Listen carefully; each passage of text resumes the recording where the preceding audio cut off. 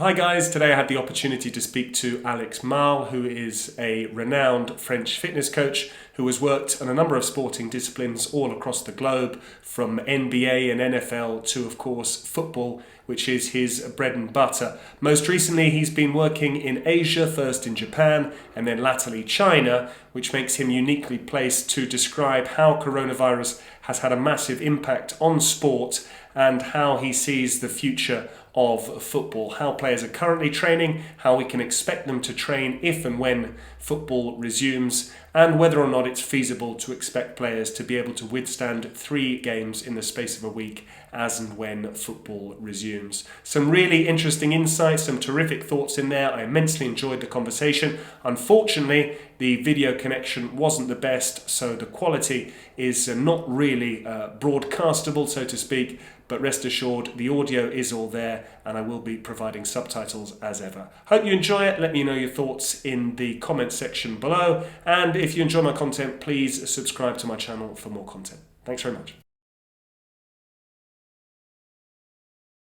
J'ai pas mal voyagé ces dernières années, j'ai beaucoup travaillé avec différents types de fédérations, et fédérations olympiques. Ça m'a valu de travailler notamment à mon compte dans un premier temps pour les fédérations françaises de rugby, de patinage, de hand, de volleyball, de football un petit peu plus tard. De travailler également à l'étranger avec la NBA sur des processus de récupération, puis aussi un petit peu avec le foot US.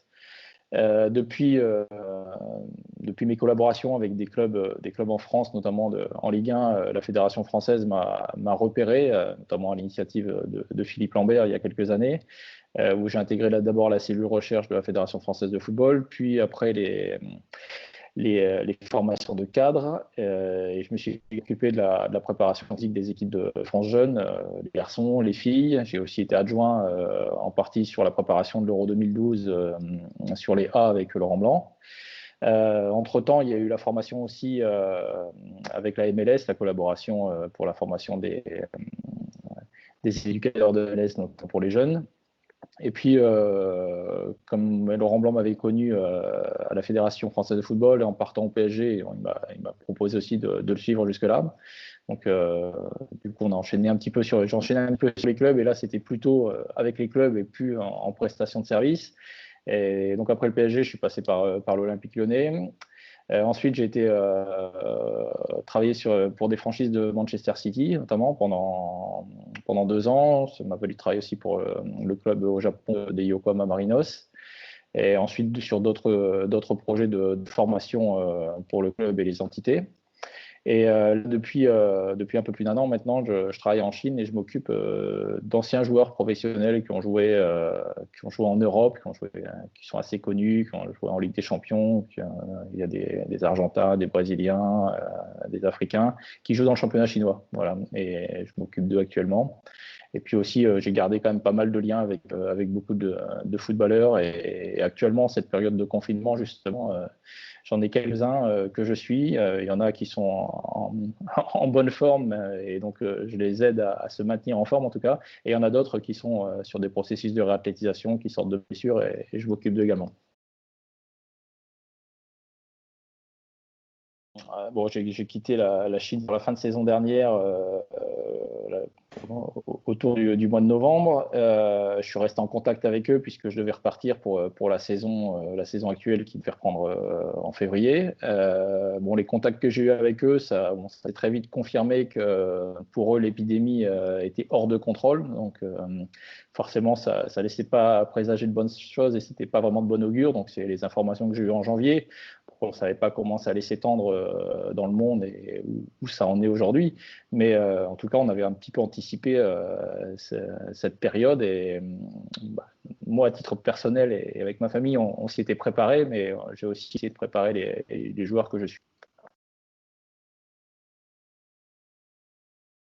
Il y a des enjeux sportifs, il y a des enjeux financiers, mais bon, il ne faut pas oublier l'aspect sanitaire également, parce qu'aujourd'hui, reprendre dans des conditions sanitaires qui sont insuffisantes, ça serait risqué.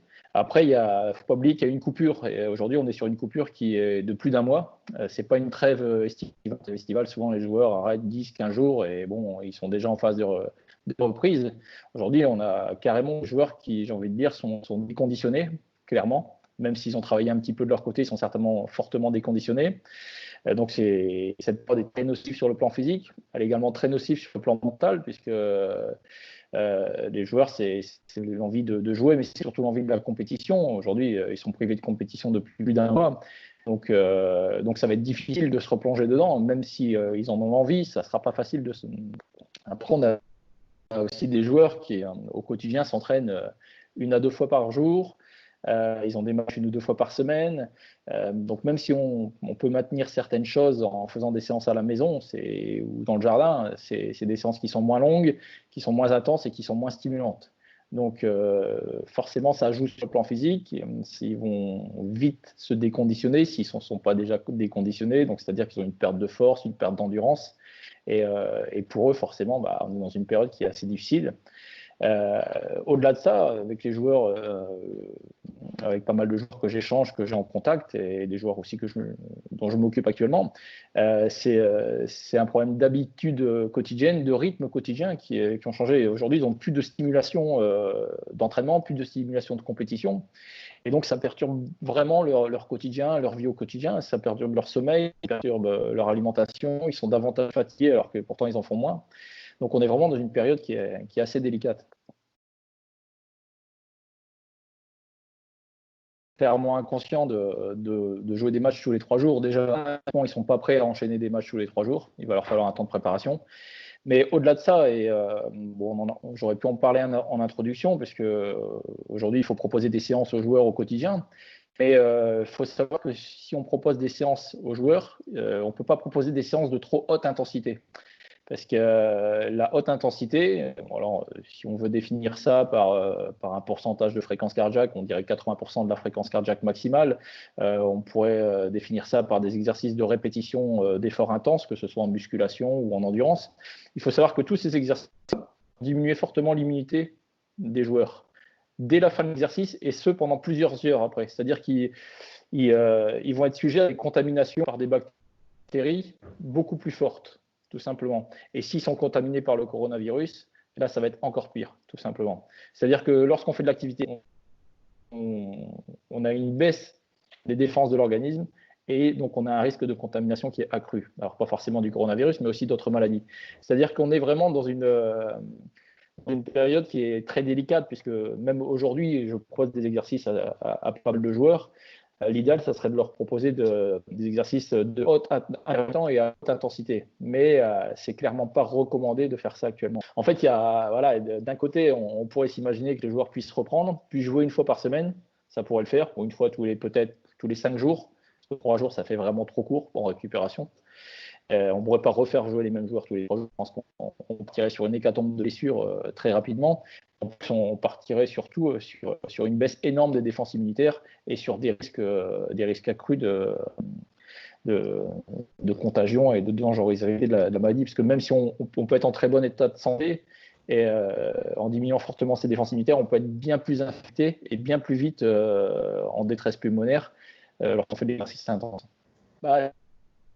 C'est vraiment pas une bonne idée, puisque même si on se laisse un temps de préparation qui serait de 15 jours, 3 semaines, on pourrait ramener quand même des joueurs dans un bon état de forme, ça c'est pas un problème. Le souci, c'est un temps pour les ramener dans un bon état de forme, c'est de faire des matchs, donc de mettre de l'intensité, parce qu'il est hors de question de jouer des matchs à faible intensité.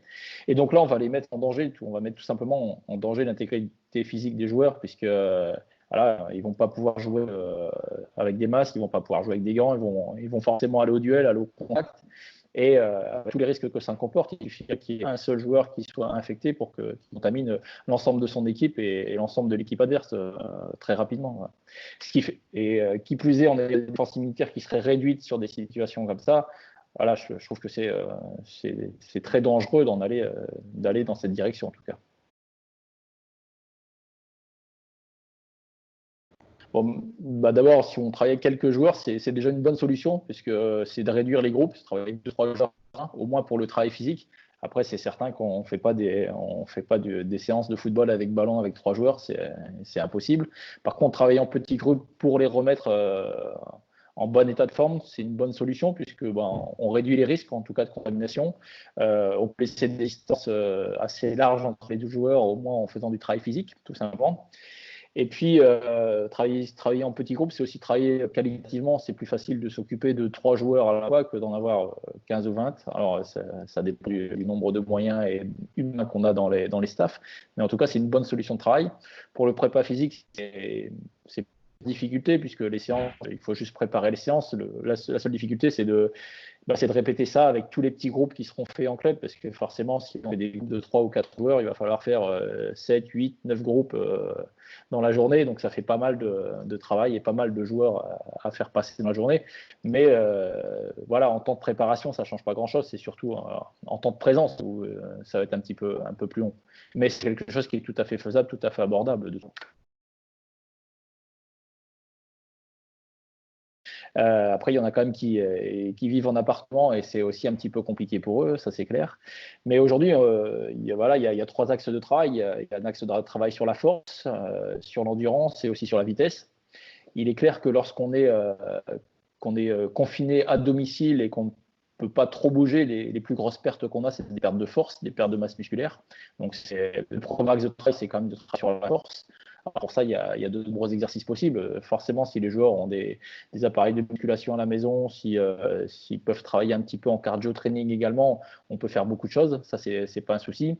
S'ils sont vraiment confinés dans un appartement, on peut imaginer aussi de leur faire du travail dans les escaliers. C'est quelque chose qui est très très bien de monter dans les escaliers ou faire des bondissements. Faire du travail, un peu de cardio training, de crossfit, ça on peut imaginer ça facilement dans des espaces qui sont réduits. C'est assez facile.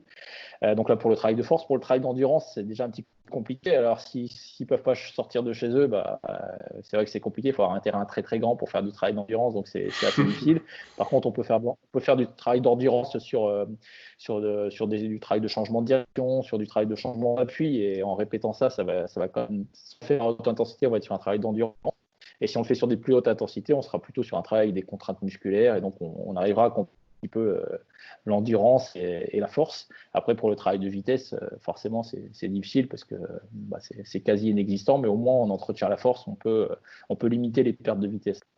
Et voilà, travail dissocié. Aujourd'hui, on ne peut pas imaginer de faire du travail intégré. Du travail intégré, ça se fait avec des joueurs, ça se fait avec des ballons, éventuellement des gardiens.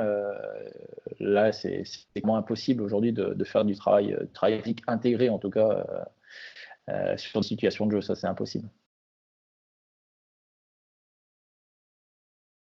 Il y a un peu des deux. C'est quand même très automatique puisque ils ont automatisé beaucoup de gestes depuis le plus jeune âge. Par contre, voilà, il va manquer quand même un petit peu de coordination et puis il va manquer aussi un petit peu de fraîcheur parce que dès qu'on va répéter les efforts, forcément, si on est un petit peu moins bien, comme ils vont arriver un peu moins bien physiquement, ils seront peut-être un petit peu en retard et forcément l'arrivée, la passe suivante, elle sera moins bonne ou le joueur sera un peu moins lucide en répétant les actions et ça sera un petit peu difficile. Il va falloir du temps forcément, ça c'est sûr, quoi.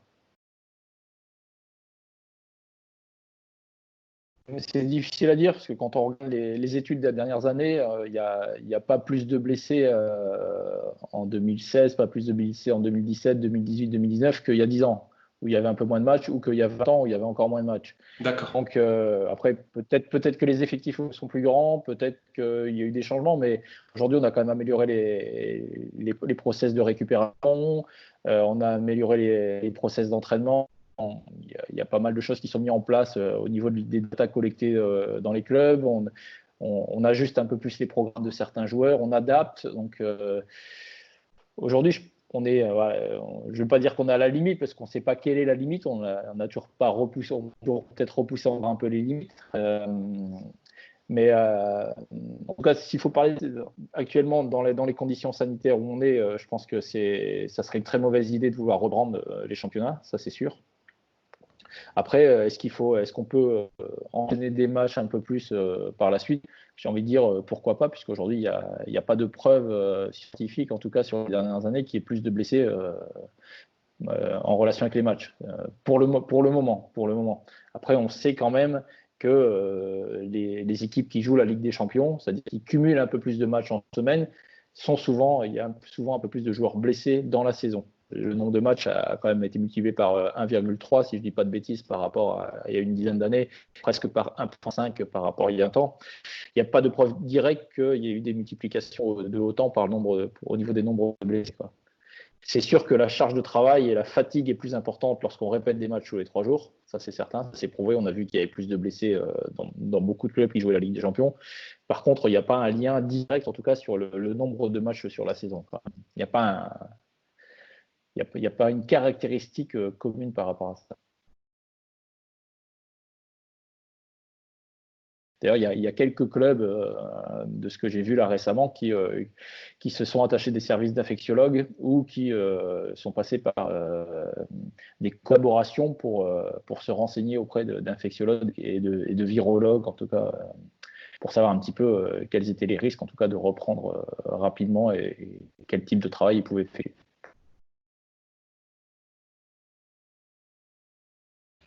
Après, c'est difficile. Il y a des enjeux économiques d'un côté. Il y a beaucoup de clubs, de présidents de clubs qui veulent reprendre.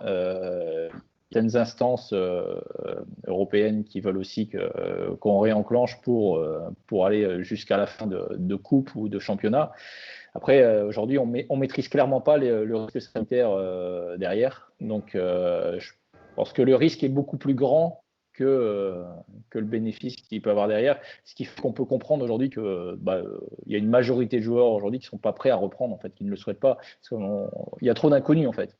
Comme il y a trop d'inconnus depuis 3 mois, parce que le virus, voilà, quand on s'intéresse un petit peu à ça et qu'on regarde ceux qui étudient ce virus, en tout cas les infectiologues, ceux qui recherchent des vaccins, ils disent bien que voilà, on commence juste à connaître le virus et ses répercussions. On a beaucoup de mal à savoir ce qui va se passer par la suite. Et on est déjà en train de vouloir ramener des joueurs sur un terrain alors qu'on ne maîtrise pas tout. Si vraiment c'est la santé des joueurs qui est prioritaire, on ne doit pas reprendre, je pense. Les risques de contamination sont quand même importants aujourd'hui dans tous les sens du terme. On sait qu'on peut être contaminé par les fosses nasales, par la bouche, par les yeux, que les excédents de transpiration peuvent aussi être contaminants. Donc voilà, il y a quand même beaucoup de choses qui montrent qu'il y a beaucoup de risques. Donc forcément, c'est assez difficile. Tous les sports où il y a contact, forcément c'est difficile. Ce qu'il faudrait, c'est confiner tous les joueurs ensemble, leur faire passer des tests, les garder pendant une quinzaine de jours, voir si tous ces tests sont négatifs, en sachant que les tests, on a un peu de mal à savoir si la fiabilité de tous les tests est vraiment bonne, tout simplement. Mais en plus, voilà, il faudrait que les joueurs ne rentrent pas chez eux, quoi, parce que forcément, s'ils rentrent chez eux, ils risquent d'être contaminés par leur famille et autres. Ce qui faudrait confiner les joueurs, confiner le staff. Ça paraît improbable. On ne va pas confiner des joueurs pendant un mois tous ensemble dans un hôtel. Et encore dans un hôtel où il y aura d'autres. Voilà, où il y aura d'autres facteurs de contamination comme le personnel qui travaille dans les hôtels et ainsi de suite, le personnel de restauration. Il faudrait confiner tout le monde et vivre dans une bulle pendant un mois et demi et jouer les matchs comme ça, en plus à huis clos. Ça paraît difficile, ça paraît aberrant et ça serait le risque zéro, mais c'est compliqué à mettre en place. Voilà, si les conditions sanitaires sont respectées, on pourrait le mettre en place. Mais encore une fois, j'ai envie de dire qu'on va repréparer les joueurs pour quoi faire, quoi. Est-ce qu'on va vraiment jouer? Est-ce qu'on aura toutes les autorisations pour jouer? Est-ce que les joueurs voudront jouer ces matchs aussi? Ça aussi, on a derrière, parce qu'on parle des joueurs, mais voilà, on oublie les stades, les gens qui travaillent dans les stades et ainsi de suite. Il y a toute une organisation. Aujourd'hui, on est limité sur des déplacements de population. Il faut savoir que voilà, si on va jouer un match à l'extérieur, on va pas partir le jour même. La plupart du temps, on part la veille. Donc, ça nécessite déjà un transport, ça nécessite d'être à l'hôtel, ça nécessite d'être restauré, ça nécessite de dans notre stade et de rentrer, donc mettre un deuxième transport. Donc quand on voit l'accumulation des choses entre transport, hébergement, restauration, transport, plus le match à huis clos, plus jouer contre des adversaires en espérant qu'ils soient pas malades, ça fait beaucoup de conditions et beaucoup de risques qui s'accumulent tout simplement pour simplement jouer un match. Et voilà, il va falloir répéter les matchs en plus. On peut imaginer que ce soit vraiment pas une bonne solution. Simple.